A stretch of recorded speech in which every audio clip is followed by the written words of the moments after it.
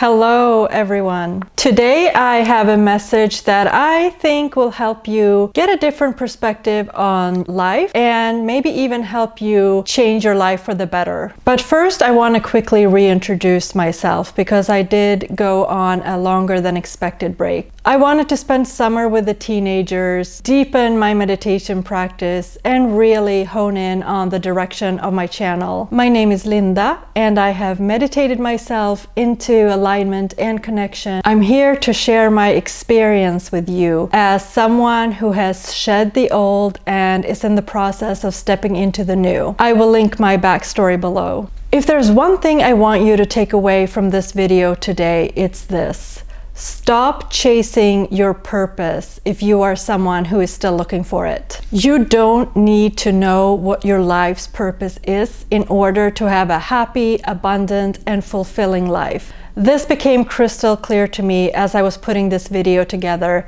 and as someone who has found my purpose. Like so many of us, I spent a lot of my life thinking I could not be happy until I found my thing. But I can say with certainty now that knowing your life purpose is not the key to a successful life. We all have purpose, whether we are aware of it or not. And I believe we can have several purposes throughout our life. So I'm not dismissing or diminishing the notion of purpose, but I am offering that the elusive purpose that we have been so programmed to chase is not the secret ingredient to a happy and abundant life. So let this be your sign to stop the chase because it adds nothing but unnecessary stress and pressure.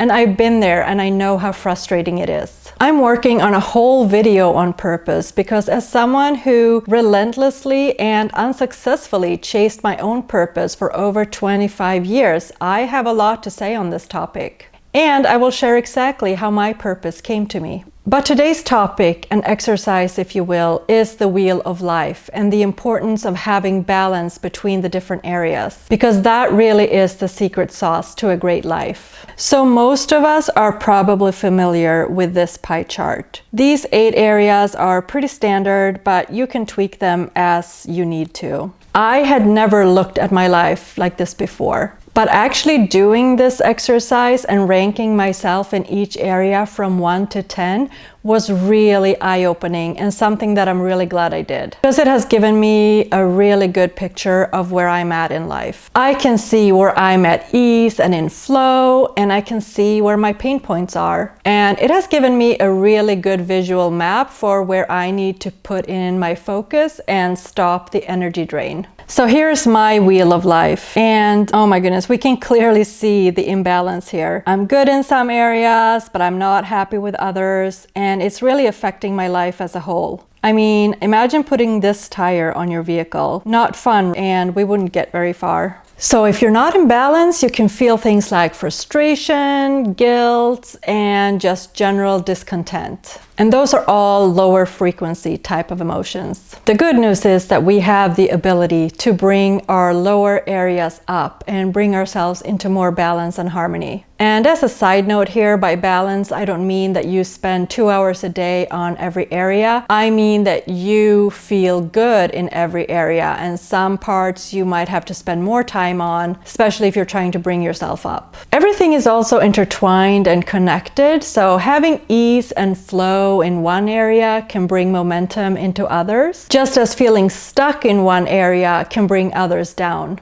But as you will see as we dive into my wheel, you don't have to be at a 10 in every area to feel good. But back to how we fix the imbalance, and we do this by taking aligned action. And I come back to the meditation practice, however that looks for you, because that is the practice that helps me tune in to the intuitive guidance that inspires me to take aligned action and not random action. And I want to make it super clear here that meditation never replaces action. Meditation facilitates taking aligned action. So let's talk about spirituality. These are your personal beliefs and values that are related to the meaning and purpose of life, as well as your connection to a higher power or consciousness. It involves tools and practices like meditation, prayer, and engaging in spiritual or religious traditions.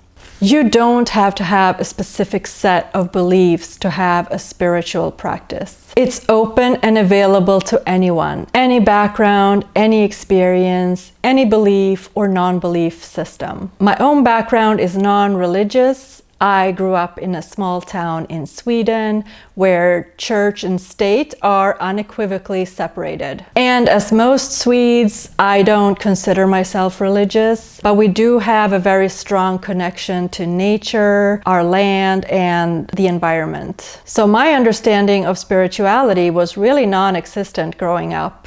It wasn't something that anybody talked about, and meditation wasn't even on my radar at all. But today, spirituality to me is something that is very simple. It is what you do to stay in alignment with your soul, or source, the divine, God, whatever word resonates with you. So I don't want to overcomplicate it and make it about a million other things, because to me, what it boils down to is what you do to stay in alignment with the divine. The tools you use to connect, how you feel connected, what you feel connected to, and how you interpret that relationship is up to you. So I rate myself a 10 out of 10 here, and not because I feel spiritually advanced by any means, but I have spent a lot of time here in the last couple of years, and I'm consistently spending time here.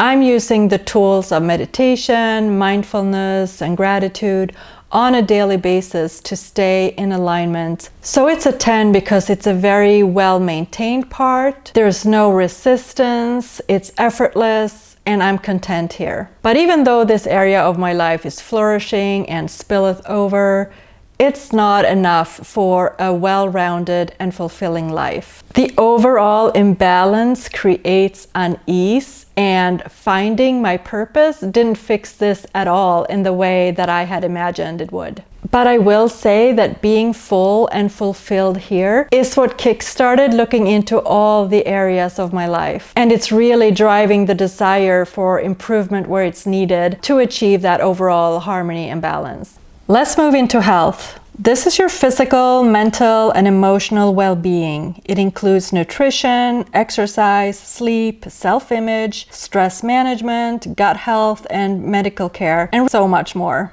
I feel like I'm at a 4 here. There's definitely room for improvement. Until now, there's been no plan and no consistency with anything. And I'm not even sure why I gave myself a 4, to be honest. But things are shifting here, and my personal focus will be on my physical health. And we all know there are so many reasons why. But beyond the health reasons is also this, and this is something that I'm very intrigued by.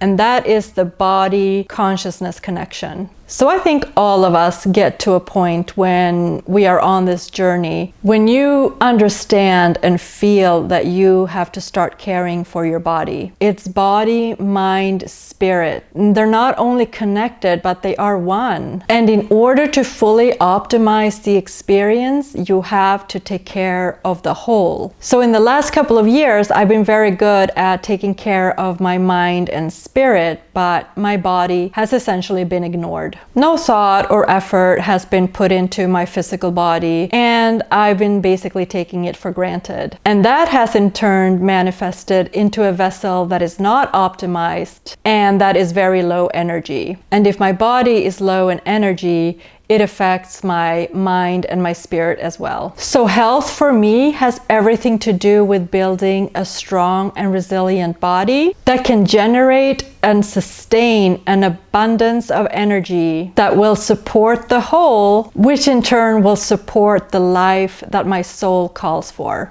You see?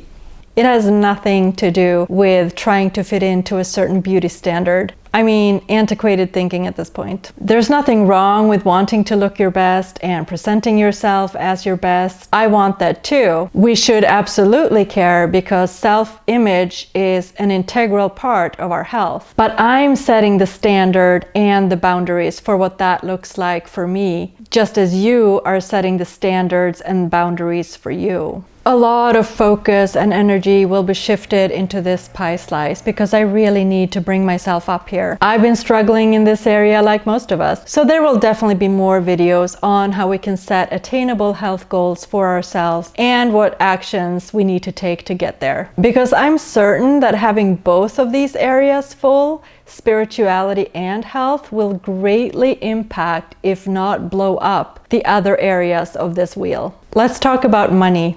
So this is how you manage your money and resources, earning an income, saving, budgeting, investing, and planning for your future. Huge pain point for me, and another area that I have ignored for far too long. I'm at a zero here.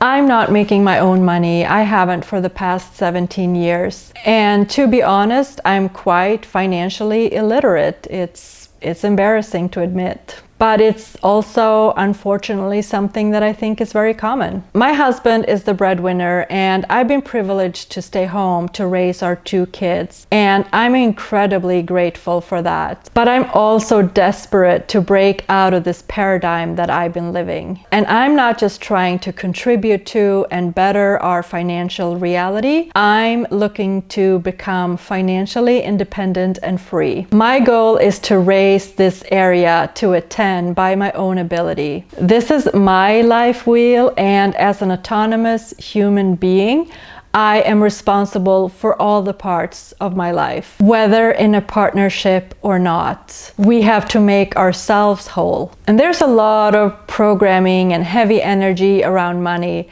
So I will definitely be talking more about how I'm shifting my mindset around this and how I'm building the structures to make that happen. So this sweet slice is about to get a lot more of my attention. And I'm really on fire about this, you guys, because I want to prove to myself that I can do it, and I'm also setting an example for my kids. How I'm planning to make myself financially whole is tied to the next area, which is career. Career is what you do for a living, and it's maybe where your educational choices led you, maybe it's where your passions led you, or maybe it's what you felt pressured into doing, or maybe you do it because it pays well. It does not have to be tied to your life's purpose. I've had a lot of jobs in my life for all of those reasons I just listed. Some of them I loved, some of them I didn't like as much, but they all taught me valuable lessons and they allowed me to pay my bills. I'm ranking myself at a 3 here because I'm currently transitioning from one role to another, and it's a process. I mean, the way we work has changed a lot in the past 17 years, and trying to navigate that has been challenging, but also a lot of fun. And I'm still trying to build the routines and the systems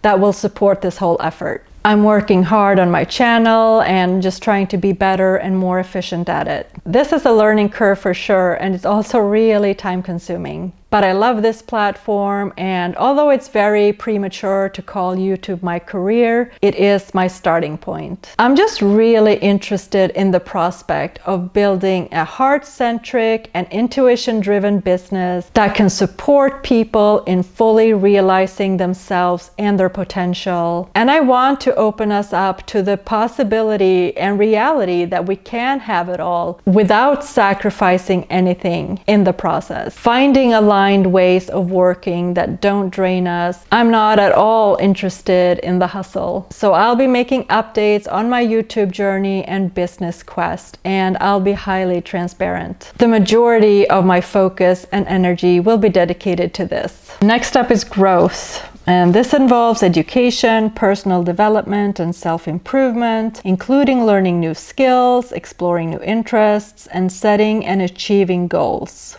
Those are all external things that promote growth. Meditation and the practice of going inwards also promotes an abundance of growth. Yes, you can read self-help books and go on retreat and do all those things, but nothing has expanded my consciousness and given me insight like the meditation process. It's unmatched, and I want you to feel that.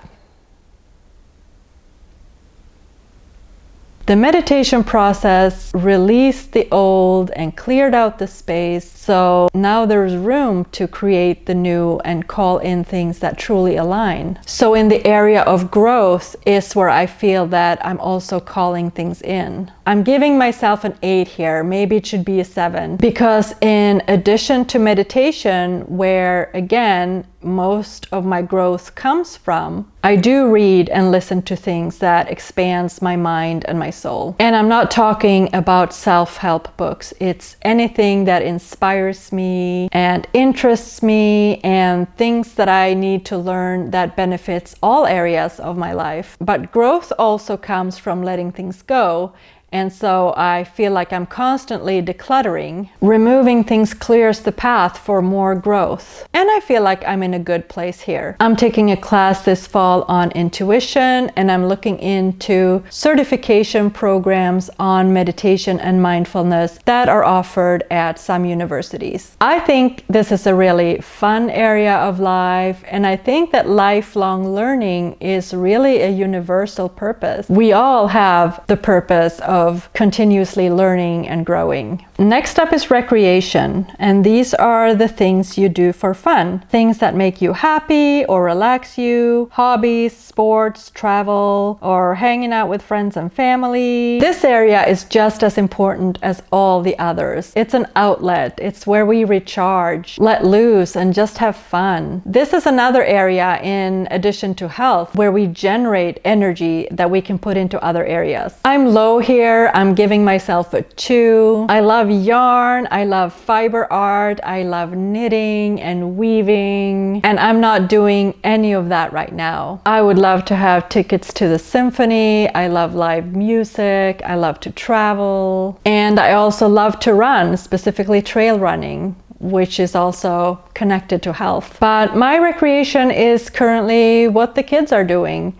They are very involved with activities at their school, and I do a lot of volunteering so that I can be with them. So even though I'm not pursuing my own hobbies at the moment, which is why I gave myself a 2, I'm okay with being low here.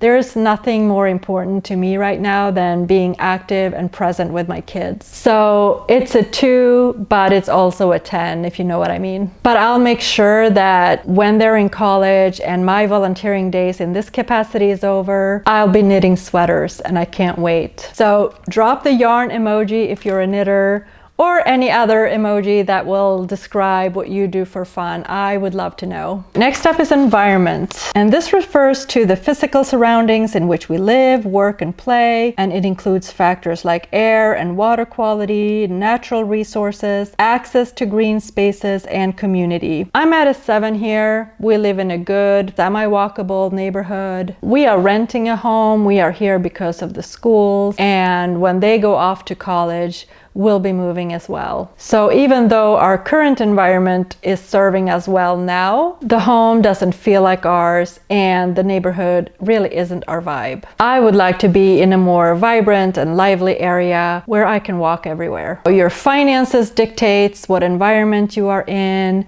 and your environment also impacts your health. So again, it's all connected. Final area is family. So this is your relationship with a partner, siblings, children, and extended family members, your pet. You can include your close friendship or other important relationships here. And it involves aspects like communication, support, caregiving, and creating a sense of belonging and connection. I would say community fits in here as well. Again, I feel like I'm pretty full here. I'm close with my kids. I feel like they're on a good path. I give myself a 9 because my mom lives in Sweden and I'm in California. That long distance is difficult sometimes, and the plan is for her to move here when she gets a little older. But right now she has a full life with her friends. She's an artist. She travels and she's enjoying her life there right now. I'll be at a 10 when she moves here. I would also like to be part of a meditation community and maybe even a trail running community. And I feel like that is something that will naturally happen as I step more and more into my authentic self. It is a process and a journey after all. Those are the areas of life, my friends. I would love to know if you've done this exercise, and if so, what did you learn from it? Personally, I like that I have a plan, and that feels really good. Thank you so much for watching. I'm incredibly grateful for each and every one of you, and I'll see you in the next video.